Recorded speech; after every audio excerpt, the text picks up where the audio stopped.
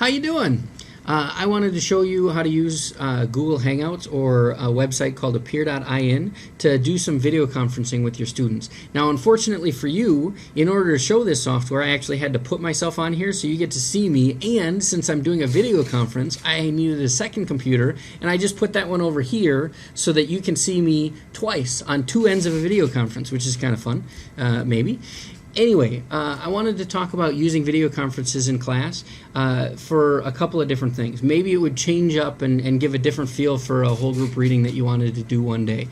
You might be able to give students more of a voice in class if they are the ones to kind of facilitate the video conference. And you can also transfer some of the reading strategies to students after you demonstrate how to do a reading strategy. Then they could use the video conference to demonstrate that reading strategy to another class. Now, there are many ways that you can use Google Hangouts. You could have a guest reader, which could be as simple as having the principal of your school do a reading for your class. And one reason that you might want to do it this way as opposed to a different way is because you could have the principal read to all of, let's say, the fourth grade classes, or even all of the fourth and fifth grade classes together, as opposed to just reading to one class, which might be kind of fun for the students. You could also, like, maybe you know a local celebrity, somebody who plays for the Minnesota Twins, and you can convince them to share with your class and read a book to your class, which would be kind of cool.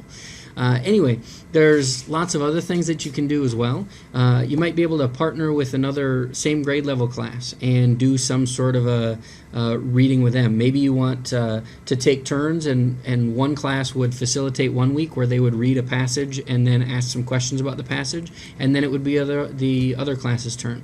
You could also partner with classes at different levels. Maybe you want your fifth grade class to partner with a first grade class, or fourth grade could partner with a K-Center, or maybe you could even partner up. You could have your third graders find a sixth grade class or a seventh grade class in the middle school.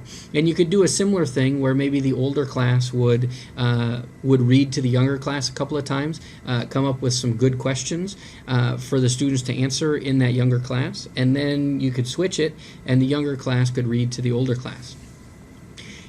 Outside of doing, and side note on that, you could try to find partnerships that are in your same school, but you could also look for partnerships that are in a different school in the district, or possibly a different school in the country, or even further away than the country, although the time, the times might be challenging with that.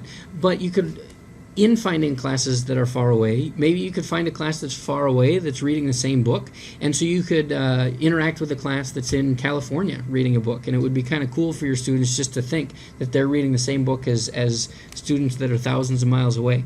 You could even make it into a game. You could create a scenario where your students have read and are familiar with a book or with a section of a book, and then they could create questions, and then another class could do the same thing, and then they could challenge each other, and they could get points for getting questions correct and things like that in like a quiz bowl type format.